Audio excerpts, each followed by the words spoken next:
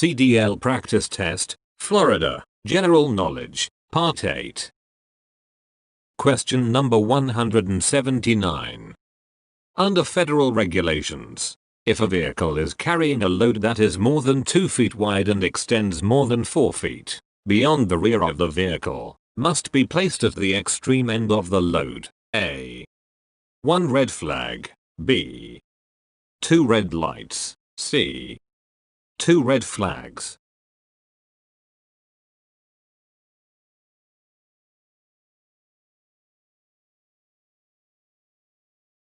The correct answer is here, C. 2 red flags. Explanation. Under federal regulations, if the load is more than 2 feet wide and extends more than 4 feet behind the rear of the CMV, 2 square red flags must be placed at the end of the load. If the load is no more than 2 feet wide, 1 square red flag will suffice. Left square bracket. 49 CFR 393.87. To find out more about your state's requirements or to apply for a transit permit, check with your state's Department of Transportation. Question number 180.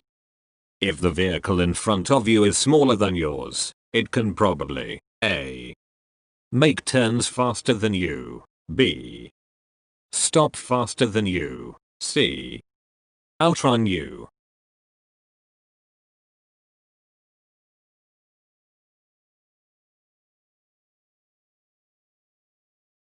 The correct answer is here, B. Stop faster than you. Explanation. Large vehicles like CMVs tend to have longer braking distances than smaller vehicles. Always maintain an adequate following distance behind the vehicle in front of you. Otherwise, if it suddenly slows down, you may not have enough space to avoid rear-ending it. Question number 181. Which of these statements about marking a stopped vehicle is true? A.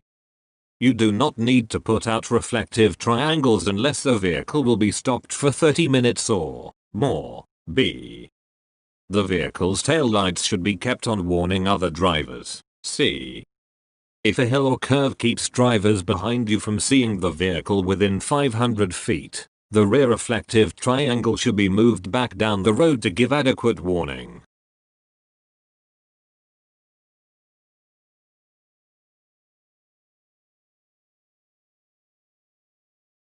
The correct answer is here, C.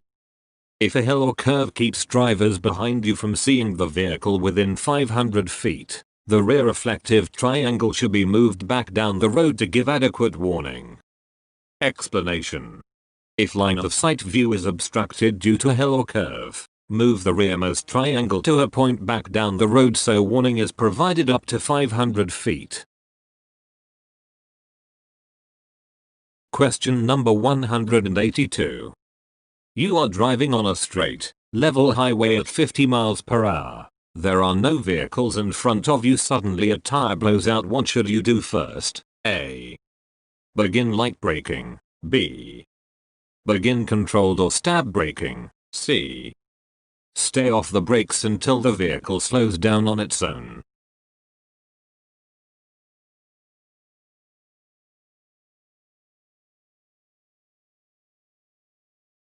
The correct answer is here, C. Stay off the brakes until the vehicle slows down on its own. Explanation. If a tire blows out, don't brake. Braking could cause you to lose control. Instead, let your vehicle slow itself down, then brake very gently and pull over. Question number 183. While driving, you should use your mirrors to check A. The condition of the tires and cargo. B. Where the rear of your vehicle is while you make turns. C. Both two. The answers are correct.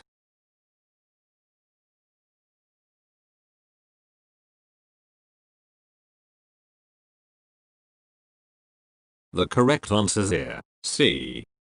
Both two. The answers are correct. Explanation. Before driving your vehicle, Adjust your mirrors to show parts of your vehicle as well as what's around your vehicle. During your trip, you can use your mirrors to keep an eye on your tires and open cargo if any. When you turn, check your mirrors to make sure that the rear of your vehicle isn't hitting anything. If you're pulling a trailer, use your mirrors to keep an eye on it. If it starts to jackknife, you'll be able to spot it in your mirrors. Question number 185. Which of these will happen if a tire blows out at highway speeds? A. A loud hissing sound. B. A vibrating feeling. C. A rapid drop in speed to below 20 miles per hour.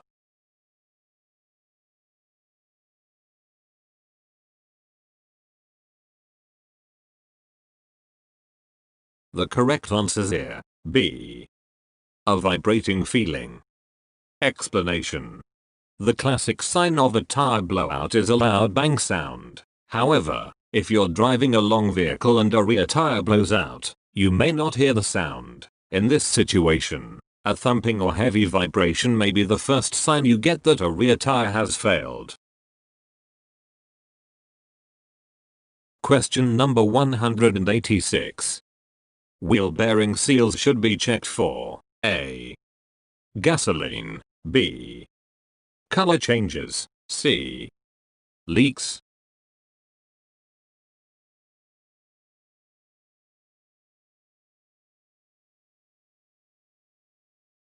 The correct answer is here. C. Leaks. Explanation.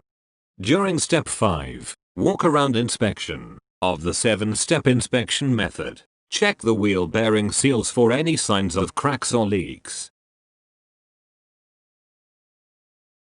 Question number 187.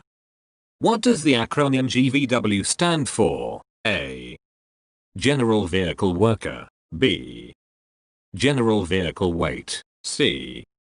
Gross Vehicle Waste. D. Gross Vehicle Weight.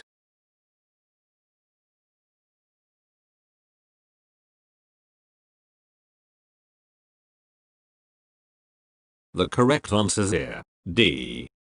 Gross Vehicle Weight. Explanation. Gross Vehicle Weight, GVW, is the actual weight of a vehicle, straight truck, including its load. Gross Vehicle Weight Rating, GVWR, is the manufacturer's maximum weight rating, straight truck, including its load. Gross Combination Weight, GCW, is the same as GVW, except it is for a combination vehicle with a trailer. Gross Combination Weight Rating, GCWR, is the same as GVWR, except it is for a combination vehicle with a trailer. Question number 188. If you have a heavy load that is slowing you down on an upgrade, you should A. Shift into a lower gear. B. Exit the roadway until traffic is lighter. C. Drive on the shoulder so that others can pass you easily.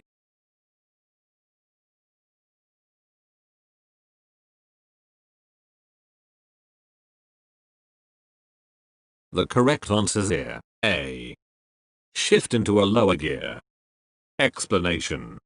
Trucks with heavy loads are often slower when going uphill. In this situation, keep right and shift into a lower gear for more torque if possible.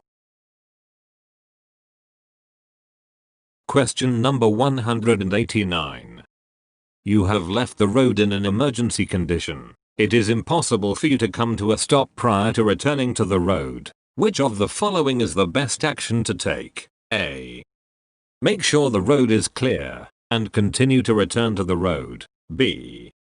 Stop and turn your vehicle around before entering the road. C. Reduce your speed to 20 miles per hour or less before returning to the road.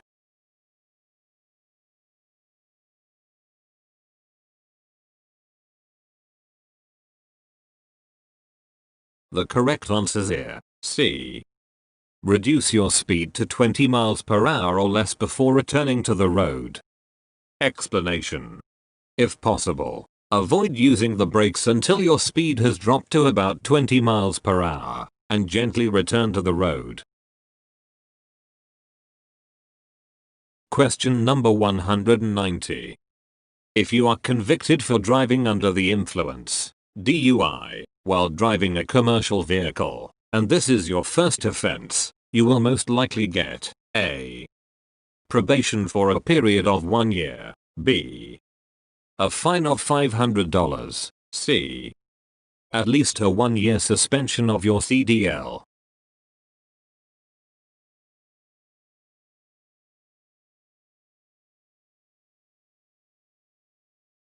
The correct answer is here, C. At least a 1-year suspension of your CDL. Explanation.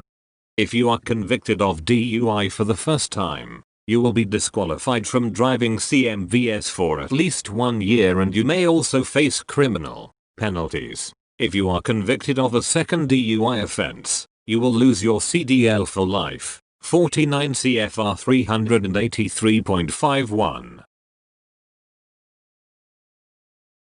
Question number 191. When approaching a curve, you should A. Downshift while in the curve, B. Downshift as you come out of the curve, C. Downshift at any time, it doesn't make a difference, D.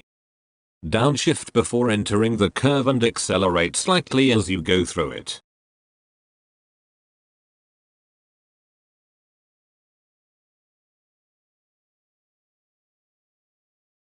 The correct answer is here, D. Downshift before entering the curve and accelerate slightly as you go through it. Explanation. Slow down to a safe speed, and downshift to the right gear before entering the curve. This lets you use some power through the curve to help the vehicle be more stable while turning. It also allows you to speed up as soon as you are out of the curve. Question number 192. You are checking your tires for a pre-trip inspection. Which of these statements is true? A. Radial and bias ply tires can be used together on the same vehicle. B. Tires of mismatched sizes should not be used on the same vehicle. C. A tread depth of 2/32 inches safe for the front tires.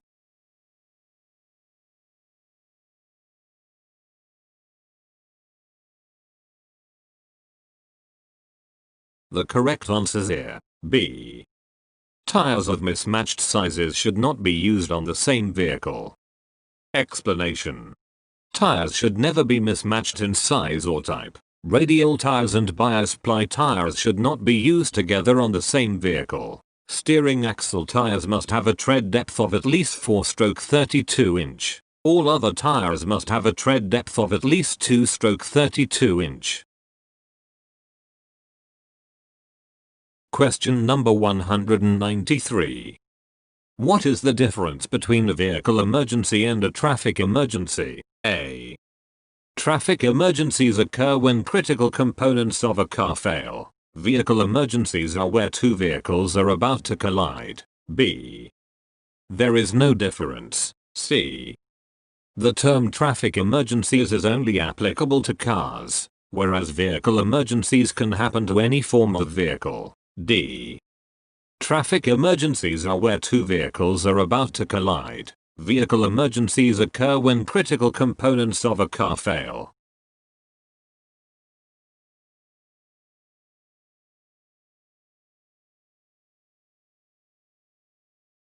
The correct answer is here, D.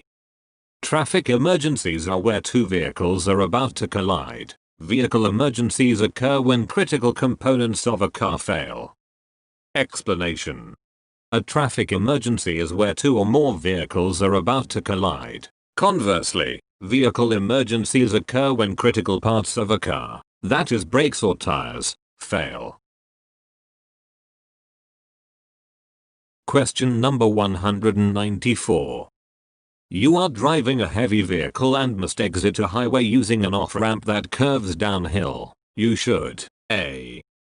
Slow down to the posted speed limit for the off-ramp. B. Wait until you are in the curve before downshifting. C. Slow down to a safe speed before taking the curve.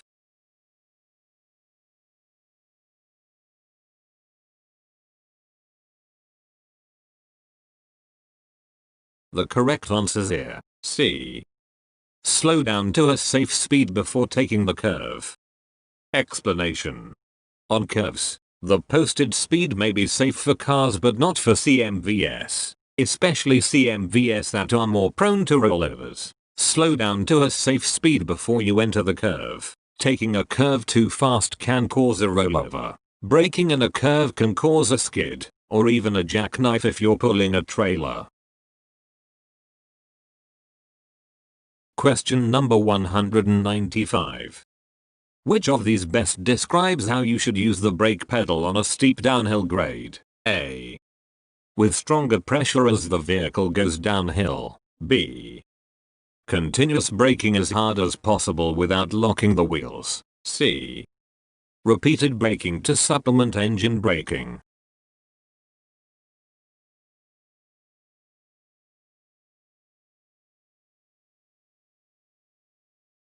The correct answer here, C.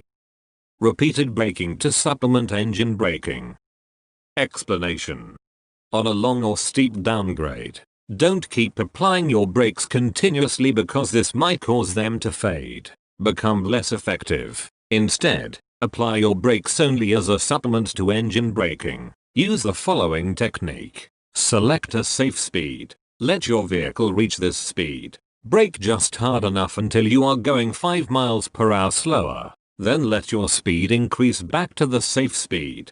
Keep varying your speed up and down this way. This technique is known as snub braking or snubbing. Question number 196. The safety release valve is located on the air tanks and is used by A. Pulling a hand valve. B. Must be pulled after every working day. C. Self-operated when the air pressure is above 150 C.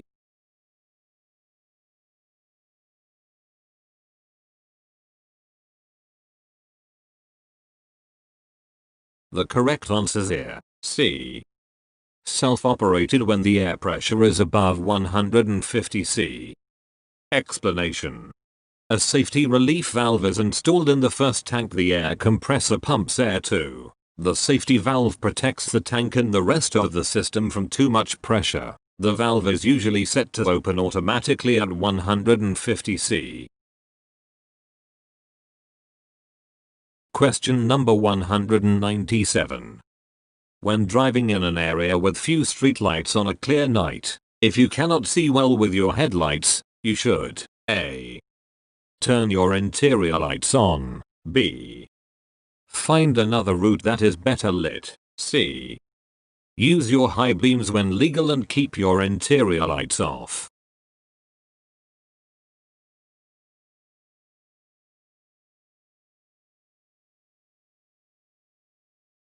The correct answer here, C. Use your high beams when legal and keep your interior lights off. Explanation. If the lights from your instrument panel or other interior lights are too bright, it will take time for your eyes to adjust to the darkness outside. Help your eyes adjust to the outside darkness by dimming your instrument panel lights as much as possible and turning off all other interior lights. Use your high beam headlights whenever possible. However, dim your headlights whenever you're within 500 feet of an oncoming vehicle or within 500 feet of a vehicle you are following. Question number 198. Of the following, which are the most critical vehicle items you should check when doing an inspection? A. Food supply. B. Accuracy of supplies in cargo. C. Personal items. D. Tires, brakes, lights.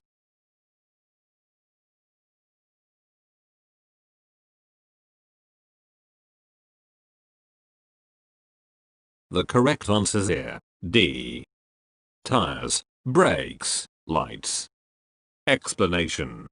Among several other things, critical things to check on vehicle inspection include tires, pressure, tread, brakes and lights. Make sure they all turn on off when needed. Question number 200. Blocking the cargo to keep it from shifting must be done. A. Only at the front of a piece of cargo. B. At the cargo deck. C. At the front, back, and or sides of a piece of cargo.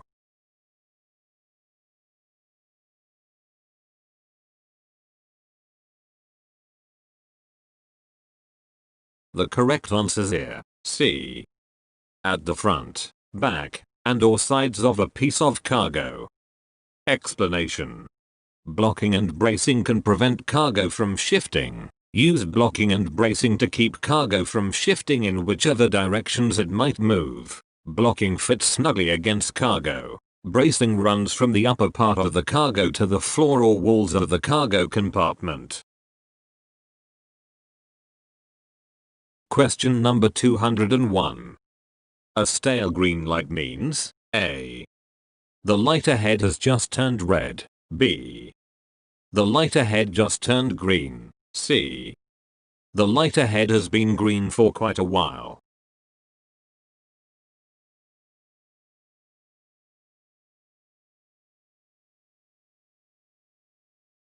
The correct answer is here. C. The light ahead has been green for quite a while. Explanation. A stale green light is a traffic light that is green when you first see it. Thus you do not know how long it has been green, so we have to assume it will change at any moment. Question number 202. Trucks and buses are subject to certain laws, restrictions, and regulations. Which of these statements is true? A. County and city laws do not apply to trucks and buses engaged in interstate commerce. B. Federal regulations apply only to trucks and buses driven at least 50 miles on a trip. C. Laws and restrictions can vary from place to place.